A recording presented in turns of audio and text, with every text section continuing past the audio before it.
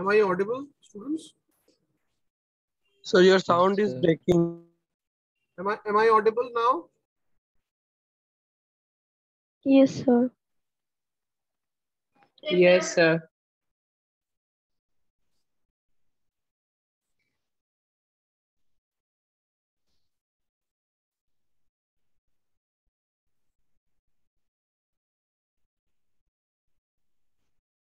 Is the whiteboard visible? Is the Yes, whiteboard? sir. Is the white? Okay. एक किताब पढ़ा था मैंने when I was reading about relativity in my college days. जब मैं college में था तो मैं relativity जब मैं पढ़ रहा था, एक बुक पढ़ रहा था मैं, बर्ट्रैंड रसल ने लिखा था. The writer was Bertrand Russell. Book on relativity. He started by writing relativity का start कैसे किया था उन्होंने पता है? He said कि पहली बात तो मैं just a second. पहली बात मैं आपको बता चुका हूं कि आइंस्टाइन के टाइम पे जब when Einstein gave the theory of relativity, only two other people other than Einstein understood the theory of relativity. बाकी किसी को समझ में नहीं, because he talked way different from Newton and Galileo. So Bertrand Russell said that in order to understand Einstein, you need to have a memory loss. Einstein, मैं फिर से repeat करता हूँ, बर्ट्रैंड रसल ने क्या बोला? It is very very important students. मैं ये क्यों बोल रहा हूँ? Am I audible? Yes, sir.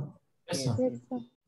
So Bertrand Russell said that in order to understand Einstein, you need to have a memory loss, but your logical reasoning should be there. क्यों बोला इन्होंने? Because he wanted us to forget Newton. Memory loss जिसका हो वो ज्यादा अच्छी तरह से आइंस्टाइन को समझ सकता है. That is you have to unlearn what you have learned and then relearn the new concepts. So memory जिसका लॉस होगा उसका सबसे अच्छा है. भाई न्यूटन को भूल जाओ, न्यूटन ने क्या बोला था, बट तुम्हारा लॉजिकल रीजनिंग सही होना चाहिए ताकि अब जो आइंस्टाइन बोलने वाला है उसको समझो लॉजिकल. नहीं तो इनहिबिशन आ जाता है. Let me give you an example. The same goes for quantum mechanics. The same goes for quantum mechanics. Let me give you an example. The example is the two slit interference. Do you remember interference? Two slit interference, Young's double slit. Yes, sir. Young's double slit experiment. हाँ, do Yes, you sir. remember? हाँ, you remember Young's Yes, double sir. slit? हाँ. I am having why Yes, sir. this problem with this pen, I don't know. So if you remember Young's double slit experiment, देखो quantum mechanics का शुरुआत मैं इससे करूंगा. Young's double slit experiment. Young's double slit experiment. Let us start. क्या था Young's double slit में? If you remember, then there were two slits. दो छोटे छोटे slits थे and there was a screen. यहां से एक लाइट सोर्स था, ये वेव आया, the wave front was there and the wave front was broken into two wave fronts. दो wave front में टूटा. Right? This slit is called, let us say, S1 और इस स्लिट का नाम देता हूं मैं S2. Let us say S1 and S2. What did you observe on the screen? This is the screen. ये स्क्रीन है. याद करो स्टूडेंट्स, तुम लोग स्क्रीन पे क्या देखते हो? क्या देखते हो स्क्रीन? क्या देखते हो? एक सिंगल वेव फ्रंट. नहीं, स्क्रीन पे क्या दिखता था? What did you observe? At some point it will be brighter and some point it will be darker. The fringes. हाँ, right. Very good. You observed. Fringes. You observed fringes. So at some points on the screen it would be bright. At some point it would be dark. Bright, dark, alternate. याद है? ऐसे bands आते थे. Bright, dark. Yes, bright, sir. dark. यानी मैं B लिखता हूं bright को और डी लिखता हूं डार्क को, फिर ब्राइट, फिर डार्क, फिर ब्राइट, फिर dark. Is it okay? Yes, sir. Right. तो ये इंटरफेरेंस इसको बोला गया, this was called fringes. Fringes, interference fringes. Is it okay? Correct? Yes sir. अच्छा. Yes, अब मैं आप लोगों को बताऊं, ये सेम एक्सपेरिमेंट रिपीट किया गया इलेक्ट्रॉन्स को लेके. ये लाइट था, this was light, please understand, ये लाइट पे था. This was light. The same experiment was repeated for electrons. दो स्लिट लिया गया. हो जाता है और सबसे कम तालाब श्रीलंका में होती है. यहाँ की औसत रेट 1000 में 0.15 है. सुनिए दोस्तों, कार मॉडिफिकेशन का शौक है? Arijit, mute yourself.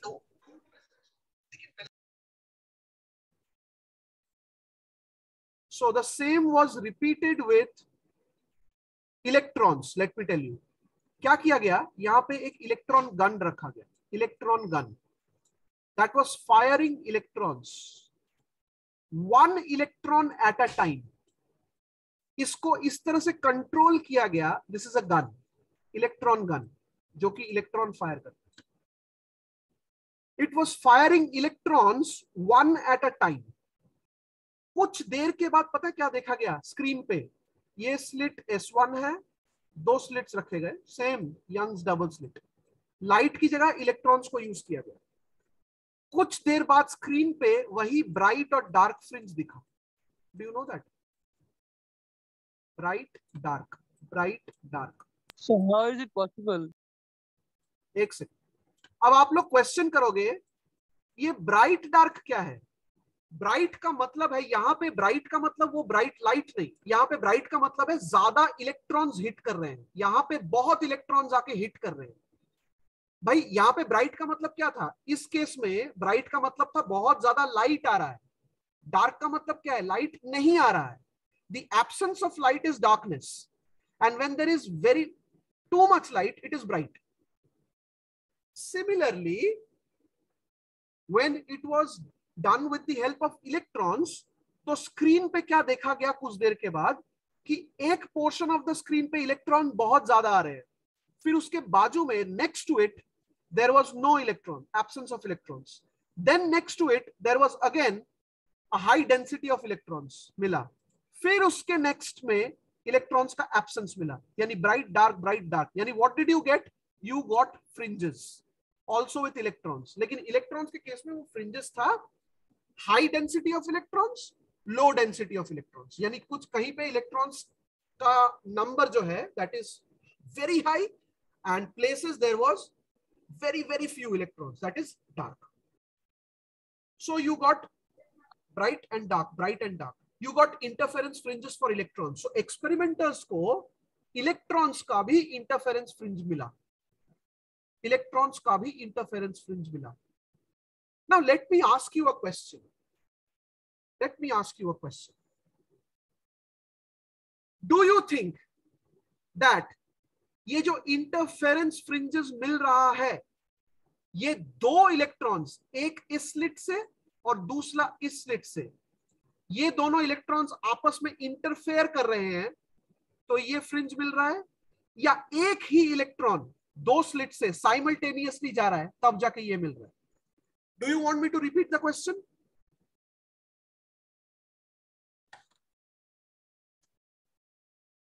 Yes, sir. Please repeat the question. The question is, what do you think? There are two electrons, one from slit S. देखो यहाँ पे क्या हो रहा है? इंटरफेरेंस का मतलब क्या है? Interference is superposition of two और मोर वेव फ्रंट्स. लाइट के केस में इंटरफेरेंस का डेफिनेशन आप लोगों ने 12th में 11th 12th में पढ़ा था. It is superposition of two और मोर वेव फ्रंट्स. तो मैं आपसे इलेक्ट्रॉन्स के केस में पूछ रहा हूँ, इलेक्ट्रॉन्स के केस में भी इंटरफेरेंस पैटर्न दिख रहा है, फ्रिंजेस दिख रहा है, तो ये किसके वजह से हो रहा है? Two electrons going from one from slit S1 and the other from slit S2, they are interfering and producing this fringe pattern. या या वन इलेक्ट्रॉन, एक ही इलेक्ट्रॉन जा रहा है and it is interfering with itself. That means one electron is going through both the slits at once. एक ही साथ दोनों स्लिट से एक ही इलेक्ट्रॉन जा रहा है और वो अपने साथ इंटरफेयर करके ये फ्रिंज पैटर्न दे रहा है. Which answer is correct? Common sense क्या बोलता है? Sir, two electrons. Two electrons. Common sense, okay. One of your Sir, friends said 2 electrons. Sir I was saying that कि अगर सर दो डिफरेंट इलेक्ट्रॉन्स अगर जाएगा तो ये पैटर्न कैसे बन सकता है, क्योंकि दो इलेक्ट्रॉन अगर जा रहा है तो दोनों के बीच में तो सर ये हो जा रहा है ना, एनर्जी एक्सचेंज हो जा रहा है, तो सर कैसे ब्राइट और डार्क फ्रिंज बनेगा? ओके, तो तुम्हारा आंसर क्या है? एक इलेक्ट्रॉन अपने साथ इंटरफेयर कर रहा है या दो इलेक्ट्रॉन्स? यस सर, कौन सा? एक इलेक्ट्रॉन अपने साथ इंटरफेयर कर रहा है, यानी एक इलेक्ट्रॉन अपने साथ इंटरफेयर कर रहा है. देखो, अगर मैं, प्लीज अंडरस्टैंड, अगर मैं तुम लोगों से अभी एक सवाल पूछता हूँ 2 + 2 कितना है, तो तुम लोग थोड़ा सोच में पड़ जाओगी कि सर 2 + 2 क्यों पूछ रहे हैं, कुछ शायद झोल है इसमें, तो 4 तो नहीं होगा तभी तो पूछ रहे हैं. Do not think it that way. आप लोगों के कॉमन सेंस क्या बोल रहा है? ये इंटरफेरेंस पैटर्न कैसे प्रोड्यूस हो सकता है? 2 electrons, one moving out from S1 and the other moving out from S2, interfering with each other and producing this interference fringes, or एक ही electron, one electron passing through both the slits at once, यानी एक ही electron अपने ही साथ interfere करके ये fringe produce कर रहा है. Which one? कॉमन सेंस क्या बोलता है? कॉमन सेंस का जवाब दो. Common sense. 2 electrons. Sir, two. Two electrons. 2 electrons. Right. Okay. 2 electrons. Okay. But I think आप लोगों को अब तक समझ में आ गया होगा. The answer is not 2 electrons. The answer is 1 electron passing through 2 slits at the same time and then producing the interference pattern. I think आपके किसी दोस्त ने लॉजिकली ठीक बोला था कि 2 इलेक्ट्रॉन्स डिस्ट्रॉय कैसे कर सकते हैं एक दूसरे को. ये डार्क वाला कैसे आ सकता है? इलेक्ट्रॉन्स अगर 2 है तो इंटरफेयर करके एक जगह पे डार्क कैसे हो सकता है? यानी इलेक्ट्रॉन्स नहीं है, ऐसा कैसे हो सकता है? This can not happen. They can not, conservation of energy, they cannot destroy themselves. But one electron moving through both the slits at once can produce this interference pattern. अब आप लोगों के दिमाग में सवाल आ रहा होगा, ये सर क्या बोल रहे हैं? एक इलेक्ट्रॉन 2 स्लिट से जा रहा है at the same time. That's not possible. अब now I want to give you an analogy. इसीलिए मैंने शुरू से बोला, you have to unlearn the concepts that you have learned. Sir, your sound is breaking. Hello, am I audible? So you are audible, but sometimes your sound is breaking. I know the network is troubling me a lot. The network is troubling me a lot. Now is it okay? Yes sir. Okay, so as I was telling, the answer is single electron going through both the slits at once. एक ही electron दोनों slit से एक ही साथ पास हो रहा है. I think आप सब लोगों को इसको इमेजिन करने में बहुत तकलीफ हो रही है. I can understand. Every one of you maybe I do not know because मैं आप लोगों के चेहरे देख नहीं पा रहा हूं, but maybe every one of you is thinking कि ये कैसे हो सकता है? How can one electron pass through both the slits at once? इसीलिए मैंने शुरू से बोला था कि you have to unlearn the concepts and relearn it. That is why Bertrand Russell said, if you want to understand Albert Einstein or theory of relativity, you need to have a memory loss. Similarly, if you want to understand quantum mechanics, you need to have a memory loss. कुछ चीजों का memory तो loss करना जरूरी है अगर आपको relearn करना है. Let me tell you a simple story. The story is, जब Copernicus, अब सब लोगों को पता है, Copernicus was the first one who said it is the earth that is going around the sun, not the other way around, because Copernicus से पहले लोग बोलते थे it is the sun that is going around the earth. Am I right? Yes, sir, you are Yes, right. sir. Right. Yes, so, sir. so Yes, it was sir. so it was Copernicus who said no, it is the other way around. It is the other way around. The earth is going around the sun. Please understand, students, जब Copernicus ने ये बात बोला था, सबने उसको पागल बोला था. Everybody said he is mad. तुम लोग खुद सोचो students, isn't it defying the common sense? Copernicus जो बोल रहा है, आप सब लोग सुबह नींद से उठते हो और देखते हो sun is rising from the east, you are going nowhere, and then the sun is going over your head and it is setting at the west. Who is moving? The sun is moving. It is very, very, very visible, and it is very common sense. It is common sense that we are not moving. The sun is revolving around the earth. But Copernicus said the other way around. So everybody thought he is mad. He's telling something which is drastically different. Common sense को defy कर रहा है ना ये Copernicus जो बोल रहा है.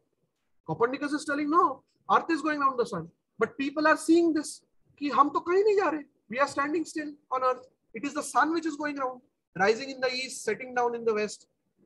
So who is going around? Sun is going around. ये पागल कुछ भी बोले जा रहा है. But let me ask you this question. Do you have a problem in understanding Copernicus? किसी को कोई प्रॉब्लम है Copernicus को समझने में? It is the earth that is going around the sun. किसी को प्रॉब्लम है? No, sir. No, sir. लेकिन कॉमन सेंस से अलग है ना? Yes, sir. लेकिन किसी को कोई प्रॉब्लम नहीं है. Anybody among you have, or nobody in this group has a problem with the Copernican theory, that is earth going around the sun. Can you tell me why? कोई बता सकता है क्यों? Because from the childhood we are taught this, that the earth revolves around the sun. Yes, because Because from we the have the childhood. scientific हाँ, ये आपके दिमाग में ingrained है. This is put in your brains through diagrams in textbooks. Textbooks में ना कुछ diagrams बना दिए गए हैं solar system का. उसमें engraved है ये, and you are taught from childhood that this is the solar system and we are going around the sun. It is the planet, sun is the star of our solar system and we are going around the sun. So you are having no problem. लेकिन समझो जब Copernicus ने ये बात बोला था तब किसी के पास solar system का diagram नहीं था. Everybody had the problem.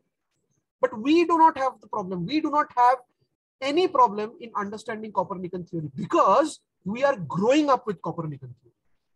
तो हमारे दिमाग में वो बैठ गया है that picture of solar system. इसलिए कोई दिक्कत नहीं है. Same thing happens here. तुम लोगों को क्यों दिक्कत हो रहा है जब मैं बोल रहा हूं कि ये इलेक्ट्रॉन दोनों स्लिट से एक साथ जा रहा है? क्यों दिक्कत हो रहा है तुम लोगों को? पता है क्यों?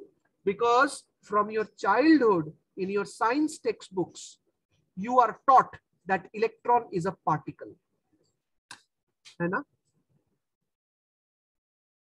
That electron is a teeny weeny particle, isn't it?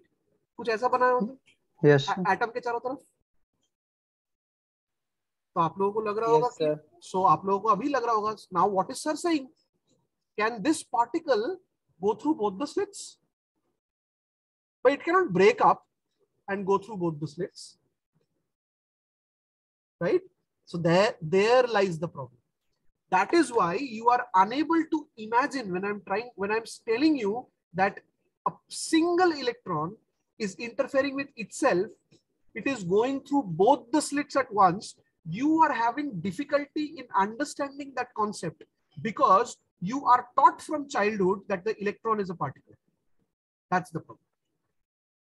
Because you are unable to visualize this concept. So you have to unlearn this and relearn a new concept. The electron is not like this. Please students understand. It is not like this. What is it? You have gone through a bit of it in your class 12 in modern physics. It is a wave. It's a wave like thing. Have you gone through the wave particle duality? पढ़ा था 12th में थोड़ा बहुत? Yes, sir.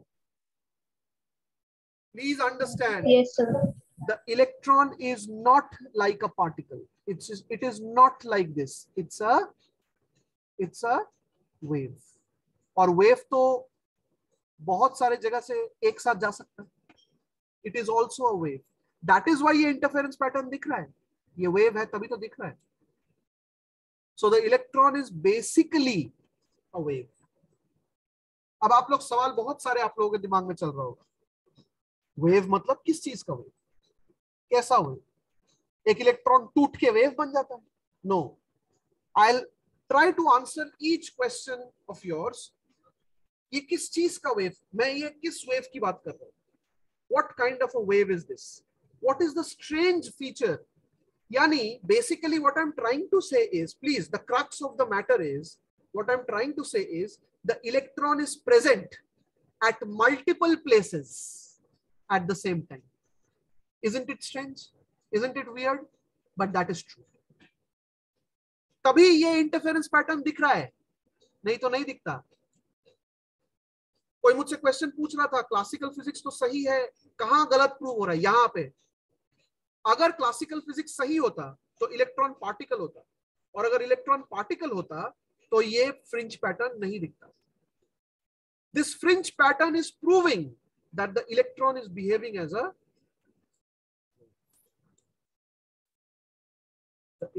Wave. So that is the question. अब आप लोगों के दिमाग में आ रहा होगा, अच्छा किस चीज का वेव? किस चीज का वेव है ये?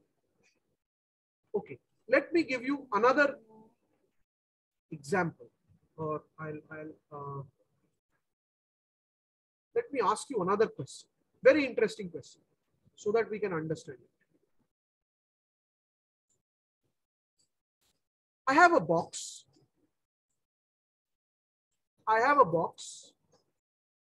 And inside the box, I have an electron. Stationary electron. Stationary. Electron कहीं move नहीं कर रहा है, please. Stationary. Or static electron. I give you a microscope that can see an electron. Let us say एक microscope है मेरे पास, और मैं आप लोगों को वो माइक्रोस्कोप दे देता हूँ. आप में से कोई एक को माइक्रोस्कोप दे देता हूँ, और मैं उस बंदे से पूछता हूँ कि where is the electron? Look into the box and tell me where is the electron. Will you be able to tell me where the electron is? No, sir. No, No? sir. No? Why? Okay. Let me write down another very, very important equation, and that is called the Heisenberg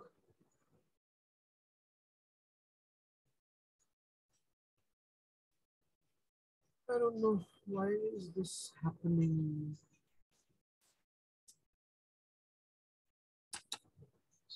Why is this happening? Okay, I'll write down the Heisenberg's uncertainty principle.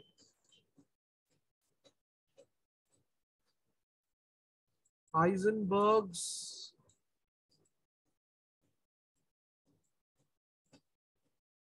uncertainty principle. We will deal with it in detail बाद में, but for the time being, I just wanted to mention something to you.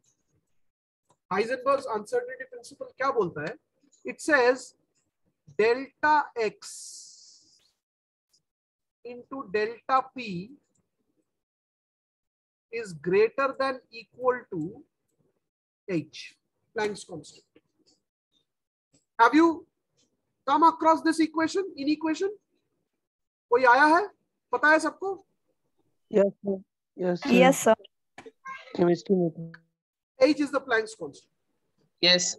Let me ask you this question. What is delta x? What is delta x? Position. Position of the particle. Position of the particle. तो Uncertainty. Delta क्यों है? Delta क्यों है? Delta क्यों है? Change in position of the particle. The change in position. Change in position. अच्छा, delta P क्या है? Change in momentum of the particle. Momentum.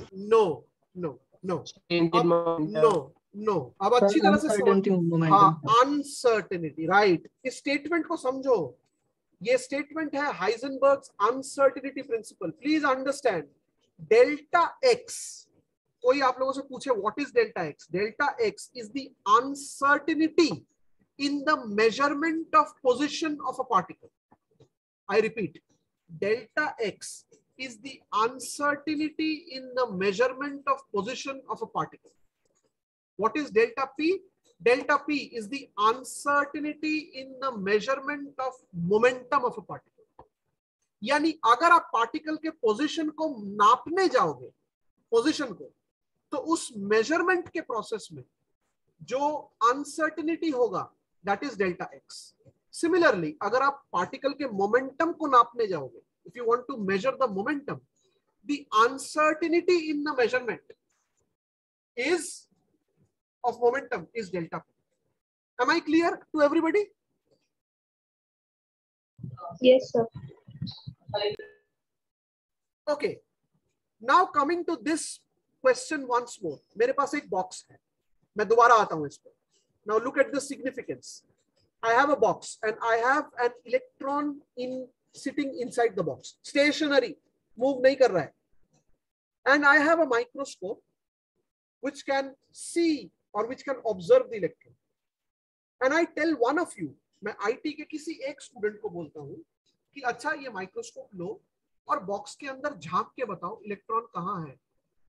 Will you be able to give me an answer?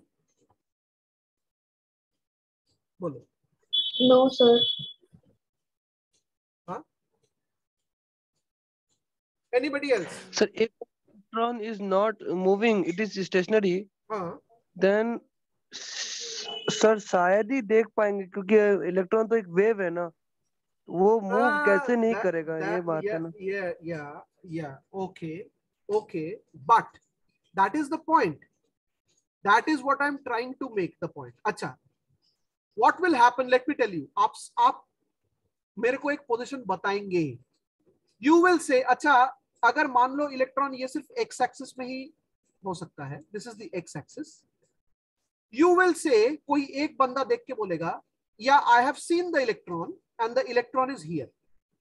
इस position पे है electron. Please understand students, जैसे ही आप में से किसी एक ने मुझे पोजीशन बता दिया, मतलब क्या है? Electron is behaving as a क्या? पार्टिकल। हाँ, that is why you were able to tell me the position.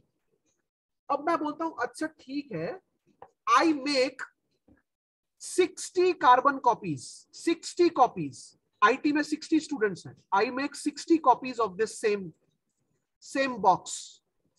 इसी बॉक्स का मैं 60 कॉपीज बना लेता हूं, 60 कॉपीज बना लेता हूं, इसी बॉक्स 60 कॉपीज, उसके अंदर सेम इलेक्ट्रॉन है। प्लीज अंडरस्टैंड स्टूडेंट्स, आपको शायद सुनने में लग रहा होगा, but please assume the fact that मेरे पास एग्जैक्टली यही इलेक्ट्रॉन है, 60 ऐसे इलेक्ट्रॉन है, सेम इलेक्ट्रॉन, मैंने कॉपी बना लिया, और 60 ऐसे सेम बॉक्सेस है, सेम सिचुएशन है, एग्जैक्टली सेम। और मैं आप 60 लोगों को, 60 स्टूडेंट्स को, हर एक को बोलता हूं अंदर देख के बताओ इलेक्ट्रॉन कहां पर। Same situation, same electron, copy बना लिया है मैंने। पता है आप लोगों का आंसर क्या होगा? Your answer will be somewhat like this. Let us से 40 स्टूडेंट्स विल टेल मी कि सर इलेक्ट्रॉन ना ए पोजीशन पे है, मान लो कुछ भी, ए मतलब ये पोजीशन, मान लो ये एक्स एक्सिस है, ये एक्स एक्सिस है, इलेक्ट्रॉन ए पे है। 40 लोग बोलेंगे से फॉर एग्जांपल। अच्छा 10 लोग बोलेंगे नहीं सर मुझे ना बी में दिखा, थोड़ा और दूर, यानी ए से थोड़ा सा दूर, राइट हैंड साइड में यहां दिखा। ऐसे 10 लोग बोलेंगे मान लो। 5 लोग बोलेंगे नहीं सर हमें सी पे दिखा। 2 लोग बोलेंगे नहीं सर हमें डी पे दिखा। 3 लोग बोलेंगे नहीं सर हमें तो ई में दिखा। सबको, प्लीज अंडरस्टैंड, सबको सेम इलेक्ट्रॉन अलग अलग जगहों में। मैंने जब सबका डेटा एक साथ इकट्ठा किया, what I see is, I see a wave, isn't it? Isn't it? Yes, sir. Yes, sir. But जब आप लोगों ने इंडिविजुअली उसको ऑब्जर्व किया, आप लोगों को क्या दिखा? What did you see? You saw a particle. हाँ. State stationary particle. हाँ, you saw a particle. But different people saw the electron at different places inside the box. The same electron, please understand. Different people saw the electron. Particle दिख रहा है, लेकिन अलग अलग लोगों को सेम इलेक्ट्रॉन अलग अलग जगहों में दिख रहा है। तो जब मैंने सारे डेटा को एक साथ किया, what I see is, I see a wave. तो मैं इस वेव नेचर से क्या बोल सकता हूं? I can say that the probability of finding the electron is maximum at A. Electron के सबसे ज्यादा चांसेस है ए में मिलने के, बट मैं श्योर नहीं हूं कि ए में ही मिलेगा। And let me tell you, आप सब में से किसी ने भी गलती नहीं किया है, nobody has done the mistake, लेकिन सब लोगों को डिफरेंट जगह पे इलेक्ट्रॉन दिखा। तो इसका जो वेव पैकेट का जो स्प्रेड है, that is the uncertainty in the position. ये जो स्प्रेड बनाया मैंने, दिस इज डेल्टा एक्स। ये है uncertainty in the measurement of position. ये जो जिसको हम लोग स्टैटिस्टिक्स या मैथमेटिक्स के टर्म्स में हम लोग जिसको बोलते हैं standard deviation, that is delta x. यानी अगर आप उसको नापने जाएंगे, एक बंदा नहीं, एक बंदा नापेगा तो एक ही रिजल्ट निकलेगा। अलग अलग बंदे सेम सिस्टम को नापने जाएंगे तो सबका अलग अलग रिजल्ट निकलेगा।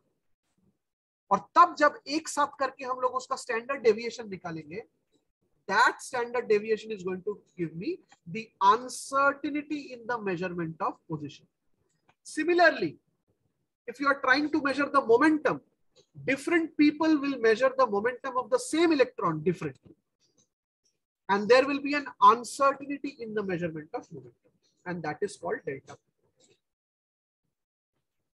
Isn't it weird, students, ki same electron is at different places, different people are observing the same electron at different places? Isn't it ghostly? है ना?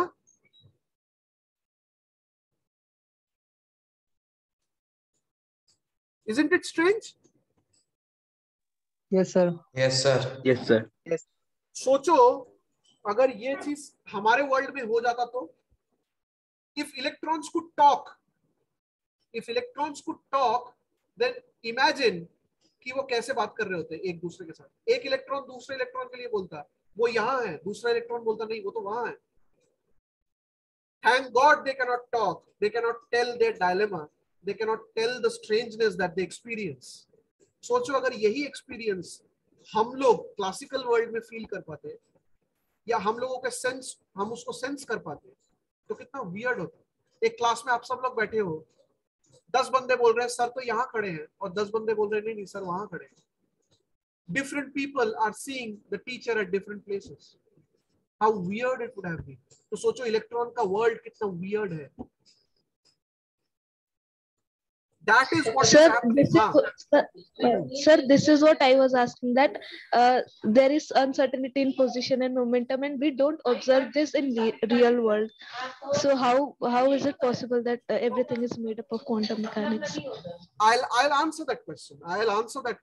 मैं बोलता जा रहा हूँ, because देखो throughout the lecture of quantum mechanics, ये answer शायद आज नहीं मिलेगा तुम्हें। ये क्वांटम मैकेनिक्स का लेक्चर शायद may be quantum mechanics 1 and quantum mechanics 2 will go on for let us से 20-25 क्लासेस। 20 क्लासेस तो चलेगा ही, 20 classes. So may be in the middle of the session, at the end of the session, you'll get the answer. I'll answer that question for sure. अगर मैं answer करना भूल जाता हूँ, remind me to answer this question. But right now we are not prepared enough to answer that question. आज का class ये था to make you understand the strangeness of quantum mechanics, how strange quantum mechanics is. Still, we do not observe quantum mechanics in our day-to-day life. That is what your friend was asking. But when do we observe quantum mechanics? We can observe quantum mechanics when we go to the subatomic world. हमारे world में, classical world में, the so-called classical world, in the world of cars, aeroplanes, trains, या we people, ball, जो भी है, basketball, baseball, whatever physics that we are, whatever objects that we are dealing with, we do not observe quantum physics because it is not observable. कहाँ observe किया जाता है quantum mechanics को? Quantum mechanics is observed when we go to the sub atomic world, that is in the world of atoms. वहां जाके quantum mechanics सामने.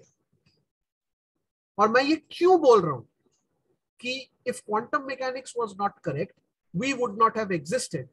The answer, partial answer, अभी भी पूरा आंसर नहीं होगा बिकॉज हम लोगों को थोड़ा इस पे काम करना होगा. The partial answer is that atoms he exist नहीं होते अगर क्वांटम मैकेनिक्स एग्जिस्ट नहीं होता, अगर क्वांटम मैकेनिक्स करेक्ट नहीं होता. If quantum mechanics was not correct then atoms would not have existed. Atom, basic building block of any material, चाहे वो आपका बॉडी हो, चाहे वो दीवार हो, चाहे वो एरोप्लेन हो, ट्रेन हो, बस हो, whatever, your mobile phone, whatever it is, paper, whatever it is, everything is made up of atoms. तो मेरा पॉइंट ये है कि अगर क्वांटम मैकेनिक्स नहीं होता तो एटम्स एग्जिस्ट नहीं करते. Atoms would not have existed. I will answer why afterwards. अभी हम लोग प्रिपेयर्ड नहीं है. Atoms would not have existed. Atoms का existence ही है. हाँ सर, तो हम लोग का कैरिकुलम में जो है, मतलब हम लोग जो क्लास 10 तक या 12 तक हम लोग जो पढ़े सब तो सर सब तो न्यूटनियन मैकेनिक्स ही था. यस. उसमें सर एक थोड़ा सा एक तो पोर्शन था क्वांटम मैकेनिक्स का. हाँ. तो जो भी सर हम लोग पढ़े हैं सर, हम लोग का सारा सब रॉन्ग है. इसका मतलब wrong in the sense, what I'm trying to say they are approximate, not exact. Sir your voice is breaking. Hello, am I audible? Yes sir, you are now audible. हाँ हाँ. What I'm trying to say is not wrong. मैं outright wrong नहीं बोल रहा हूँ. I'm in other words, what I'm trying to say is it was inaccurate. It was approximate. Quantum mechanics is accurate. Are you getting the point?